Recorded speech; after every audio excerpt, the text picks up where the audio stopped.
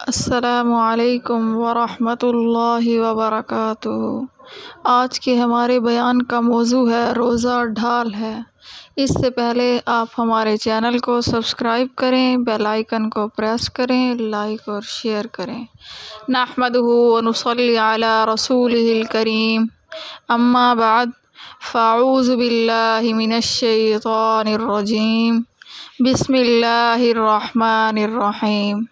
حضرت ابو ہریرہ رضی اللہ تعالی عنہ سے روایت ہے کہ رسول اللہ صلی اللہ علیہ وسلم نے ارشاد فرمایا، روزہ ڈھال ہے، لہٰذا جب تم میں سے کوئی روزے سے ہو تو بے حیائی والا کام نہ کرے اور نہ جہالت کا کوئی کام کرے، اور اگر کوئی شخص اس سے جھگڑا یا اس کو برا بھلا کہے تو وہ جواب میں 2 مرتبہ یوں کہے، میں روزے سے ہوں، میں روزے سے ہوں۔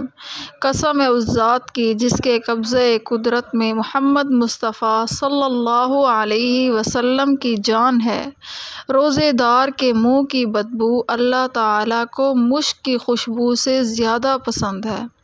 اللہ تعالیٰ روزے دار کے بارے میں ارشاد فرماتے ہیں، اس نے اپنا کھانا پینا اور شہوت کو میری خاطر چھوڑ دیا، روزہ میرے لیے ہے اور میں خود ہی اس کا بدلہ دوں گا، اور ایک نیکی کا اجر 10 گنا ملے گا۔